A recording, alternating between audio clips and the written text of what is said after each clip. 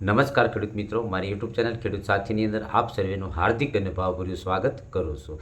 હવે મિત્રો, આજના આ વિડીયોના માધ્યમ દ્વારા આપ સૌને હું જણાવવા જઈ રહ્યો છું કે જો આપણે ચોમાસાની અંદર મગફળીનું વાવેતર કરેલું હોય તો મગફળીના પાકની અંદર 25 દિવસે કેવી માવજત કરવી, 35 દિવસે કેવી માવજત કરવી, 45 કે 50 દિવસે કેવી માવજત કરવી કે જેના થકી વીઘા દીઠ આપણો ઉતારો વધે મિત્રો। તો આપ સૌને જણાવવા જઈ રહ્યો છું, ખાસ કરીને આપણી જે મગફળી જે કોઈ મિત્રોએ બજારની અંદરથી જે કોઈ અનુકૂળતા હોય એ પ્રમાણે વાવેતર કરેલું હોય, ગિરનાર 4 હોય, 20 નંબર હોય, 22 નંબર હોય કે 32 નંબર હોય કે 39 નંબર હોય, જે કોઈ મગફળીનું મિત્રો આપણે વાવેતર કરેલું હોય ત્યારે શરૂઆતના પિયતની અંદર માઇકો રાજા જો મિત્રો આપણે આપેલું હોય તો સરસ મજાના ફાયદાઓ આપણને પ્રાપ્ત થતા હોય છે। હવે મિત્રો, માઇકો રાજા એ એક પ્રકારે આપણી મિત્ર ફૂગ છે મિત્રો, કે જેના થકી આપણી જે મગફળી છે એ એક પ્રકારે જમીનની અંદર એનો દાણો બેસતો હોવાથી આપણા જે કોઈ છોડ છે એના જેટલા મૂળ મજબૂત રહેશે મિત્રો, અને મૂળમાં ફૂગ નહીં લાગે તો આપણી મગફળીના દાણાની જે ટકાવારી બેસવાની હોય એ મિત્રો સારામાં સારી બેસશે અને એમાં ફૂગ પણ નહીં લાગે, તો અંતે આપણો ઉતારો વધતો હોય છે। બીજી વાત મિત્રો તમને એ જણાવું કે માઇકો રાજા જે આપણી મિત્ર ફૂગ છે એ સારામાં સારી કંપનીનું તમે ખરીદી કરી અને જો તમારા પાકની અંદર શરૂઆતના સ્ટેજ ઉપર જ્યારે મગફળી ઉગતી હોય એવા સમયે પિયત આપતા હોય તો એવા સમયે પણ તમે માઇકો રાજા આપી શકો છો। એનું કારણ એ છે કે આપણી જમીનની અંદર આ માઇકો રાજા એકવાર આપ્યા પછી 6 થી 8 મહિના સુધી કાર્યરત રહેતો હોય છે। તો આપણી મગફળીની અંદર ફૂગ લાગવાના જે પ્રશ્નો છે એમાં પણ મિત્રો માઇકો રાજા આપવાથી રાહત મળતી હોય છે, કારણ કે આપણી મિત્ર ફૂગ હોવાથી અન્ય જે આપણા છોડને કે આપણા છોડના મૂળને જે ફૂગ લાગતી હોય એનું મિત્રો એ ખાય અને પોતે પોતાનું જીવન માઇકો રાજા પસાર કરતું હોય છે, એટલે કે આપણા મગફળીના પાકની અંદર ફૂગ નથી લાગતી। બીજું મિત્રો, માઇકો રાજા એવું પણ કાર્ય કરે છે કે આપણી જમીનની અંદર આટલા વર્ષોથી જે કોઈ રાસાયણિક ખાતરો આપણે નાખતા આવ્યા છીએ એમાંથી ઘણા બધા રાસાયણિક ખાતરો એટલે કે પોષક તત્વો અલભ્ય સ્વરૂપમાં આપણી જમીનની અંદર પડેલા હોય છે। હવે છોડ મિત્રો આપણને એ પણ જણાવું કે છોડ આપણી જમીનની અંદર જે લભ્ય સ્વરૂપની અંદર પોષક તત્વો પડેલું હોય એને જ મિત્રો મૂળના દ્વારા એ ગ્રહણ કરતું હોય છે। તો જે અલભ્ય સ્વરૂપે જે પોષક તત્વો પડ્યા હોય એને લભ્ય સ્વરૂપમાં ફેરવી અને આપણા છોડની અંદર જે પોષક તત્વોની ઉણપ હોય એ મિત્રો જમીનની અંદરથી ખેંચી અને માઇકો રાજા આપણા છોડને આપતું હોય છે। તો આવી કંઈક પ્રોસેસ હોય છે કે જેના થકી આપણા પાકની અંદર ફૂગથી લાગતો જે સુકારો હોય છે એ પણ મિત્રો આપણા પાકની અંદર રાહત મળતી હોય છે। તો આવા પ્રશ્નો માઇકો રાજાથી સોલ્વ થતા હોય છે।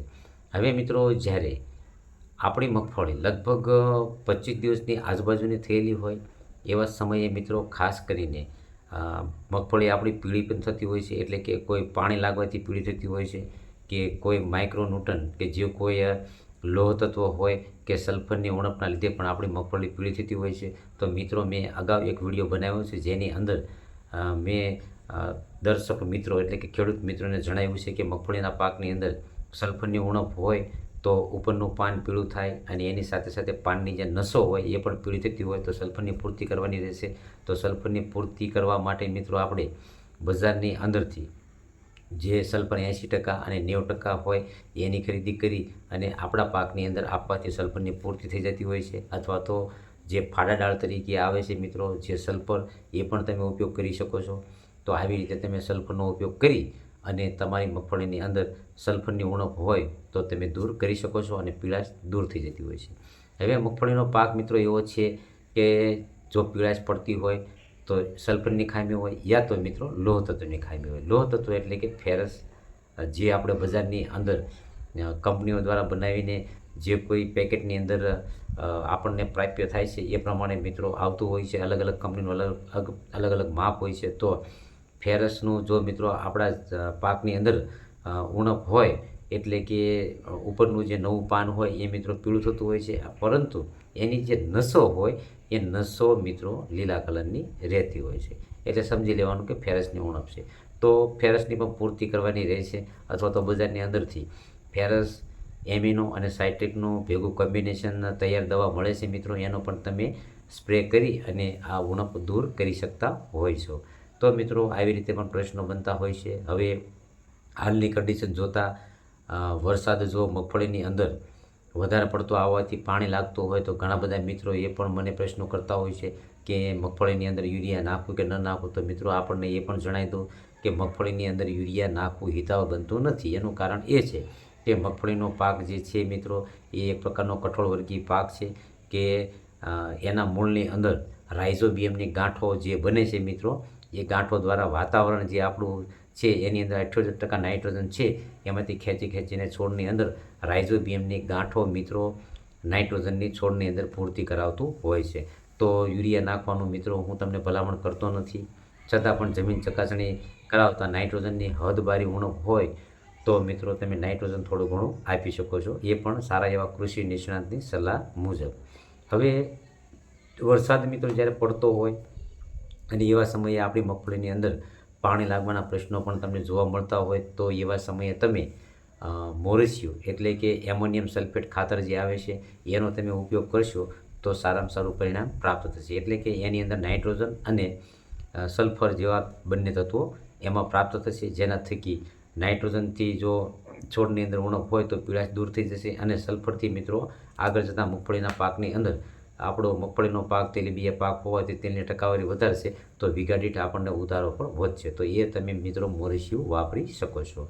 હવે જ્યારે આપણી મગફળી 25 દિવસની આજુબાજુની થયેલી હોય મિત્રો, એવા સમયે આપણી મગફળીની અંદર કોઈ પણ પ્રકારનો રોગ જીવાત ન હોય અને તમારે સરસ મજાનો જો વીઘા દીઠ ઉતારો લેવો હોય અને ઉપરથી છંટકાવ કરવો હોય તો વેજીટેટિવ ગ્રોથ એટલે કે શરૂઆતમાં મગફળીના વૃદ્ધિ વિકાસ માટે 19-19-19 જે વોટર સોલ્યુબલ ગ્રેડ આવે છે મિત્રો, એ 15 લીટરના પંપની અંદર 100 ગ્રામનું માપ રાખવાનું છે. એની સાથે ઇફકો કંપનીની સાગરિકા મિત્રો લેવાની છે. એટલે કે ચોમાસું સિઝન હાલતી હોવાથી મિત્રો સૂર્યપ્રકાશ ખૂબ જ ઓછો છોડને મળતો હોય છે, એટલે કે છોડની અંદર ક્લોરોફિલની પ્રક્રિયા પણ ખૂબ જ ઓછી થતી હોય છે.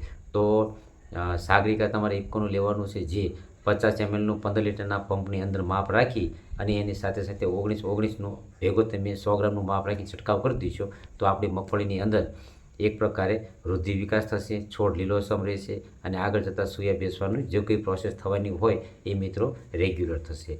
હવે ક્લોરોફિલની પ્રક્રિયા પણ મિત્રો સૂર્યપ્રકાશની ગેરહાજરી હોય તો ઓછી થતી હોય છે. ઘણીવાર આપણને એવું થતું કે આપણી મગફળીનો પાક વધતો નથી. તો એવા સમયે મિત્રો આપણે સાગરિકા ઇફકોની લેવાની છે અને આવી રીતે ડોઝ કરી દેવાનો છે. હવે મિત્રો આગળ જતાં 35 દિવસની આજુબાજુ મગફળીની અંદર ફૂલ બેસવાની શરૂઆત થતી હોય એવા સમયે બજારની અંદરથી તમારે 12-61 એટલે કે 12% નાઇટ્રોજન અને 61% જે વોટર સોલ્યુબલ ગ્રેડની અંદર જે ફોસ્ફરસ આવે છે મિત્રો, એનો તમારે 15 લીટરના પંપની અંદર 100 ગ્રામનું માપ રાખવાનું છે અને એની સાથે ખાસ કરીને મિત્રો બોરોન આપવાનું ભૂલવાનું નથી.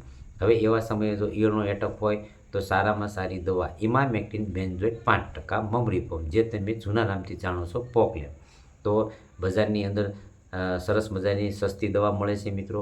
ઇમામેક્ટિન બેન્ઝોએટ 5% કંપની દ્વારા બનાવવામાં આવી છે. સિસ્ટમેટિક અને કોન્ટેક એટલે કે તમે જ્યારે સ્પ્રે કરતા હોય તો એ સ્પ્રેની અંદર ઈયળ ઝપટમાં આવી જાય તો ઈયળ મરી જાય છે અને જો ઈયળ કાંઈ પાનની નીચે છુપાયેલી હોય તો પણ મિત્રો ઇમામેક્ટિન બેન્ઝોએટ જે સિસ્ટમેટિક ઝેર હોય તે છોડ આખો ઝેરી થઈ જાય છે. તો પછી જ્યારે ઈયળ આપણા પાક પર એટેક કરતું હોય તો ઈયળ મિત્રો મરી જાય છે. તો આવા પણ પ્રશ્નો બનતા હોય છે. એટલે ઇમામેક્ટિન બેન્ઝોએટ 12-61 અને એની સાથે બોરોન નાખવાનું ભૂલવાનું નથી. અને જો શક્ય હોય મિત્રો તો એવા સમયે બજારની અંદર મળતું ગ્રેડ 4 મિક્સ માઇક્રોન્યુટ્રનનો જો તમે છંટકાવ કરશો તો તમને આગળ જતાં સારામાં સારો ફાયદો મળે રહેશે. તો આવી રીતે મિત્રો તમે છંટકાવ કરી શકો છો. અને ખાસ આપણને એ પણ ભલામણ કરું છું કે આ બધા છંટકાવ કરતા હોય તો તમને એવું જણાય આકાશમાં વાદળ જોતા કે વરસાદ થાય એવું લાગે છે અને સ્પ્રે કરવો જરૂરી છે, તો મિત્રો જે ગુંદરિયું એટલે કે મધ્યું જે આવતું હોય છે એટલે કે અપ્સા, એનો તમે ઉપયોગ કરી દેશો તો પણ સારામાં સારું પરિણામ આપણા પાકની અંદર આ દવાનું મળતું હોય છે.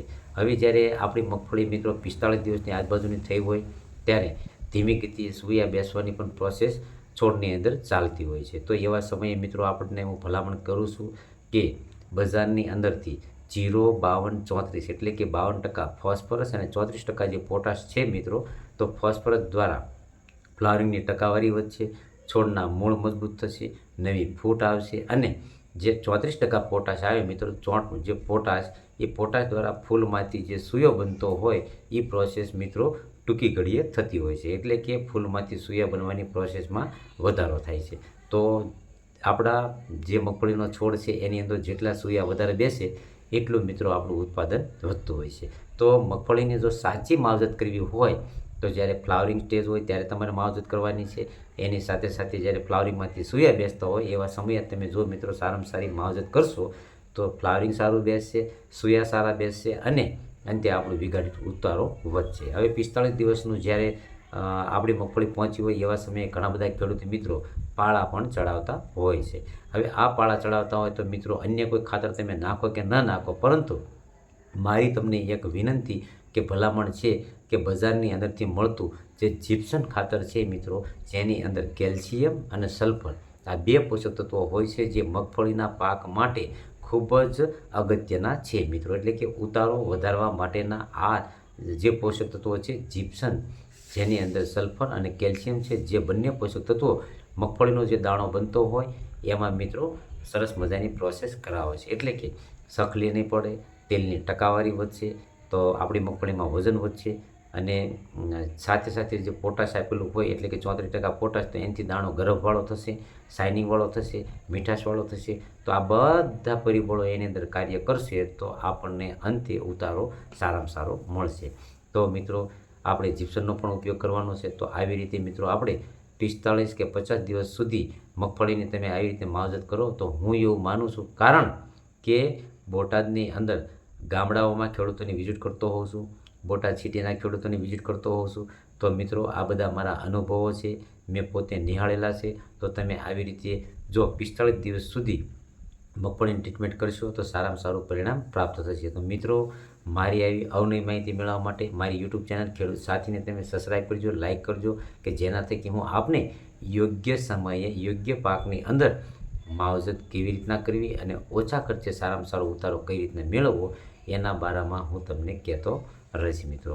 હવે અગાઉ તમને થોડુંક એ પણ મિત્રો જણાવવાનું બાકી રહી ગયું છે કે જો તમે NPKના બેક્ટેરિયા આવે એનો પણ તમે ઉપયોગ કરી શકો છો, જે ખૂબ જ બજારની અંદર સસ્તા ભાવમાં મળે છે. એ તમે કોઈ પણ અવસ્થાએ કરી શકો છો, પરંતુ મારી એ ભલામણ છે શક્ય હોય તો મિત્રો તમારે શરૂઆતના સ્ટેજ ઉપર NPKના બેક્ટેરિયાનો ઉપયોગ કરવાનો છે, જેનાથી કે આપણી જમીનની અંદર NPKના બેક્ટેરિયા એક્ટિવ થઈ જાય અને આપણા પાકની અંદર સારામાં સારી પ્રોસેસ થતાં આપણને ઉતારો સારામાં સારો વધતો હોય છે.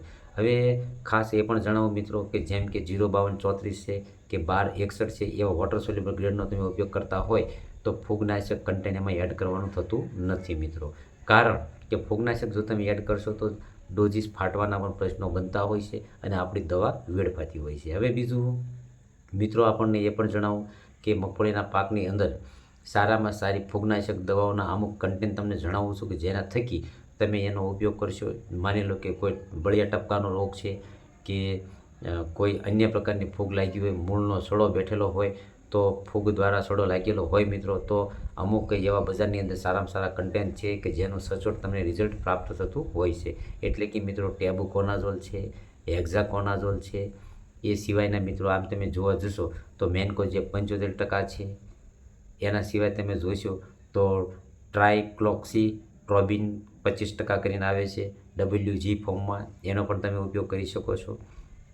અથવા તો ડાયફેનકોનાઝોલ તરીકે આવે છે, એ પણ તમે ફૂગનાશક કન્ટેન આવે છે સારામાં સારું, એનો પણ તમે ઉપયોગ કરી શકો છો. તો મિત્રો મારી આવી અવનવી માહિતી મેળવવા માટે મારી યુટ્યુબ ચેનલ ખેડૂત સાથીને તમે સબસ્ક્રાઈબ કરજો, લાઇક કરજો, કે જેનાથી કે હું આપને યોગ્ય સમયે મદદ કરી શકું મિત્રો. હસ્તું.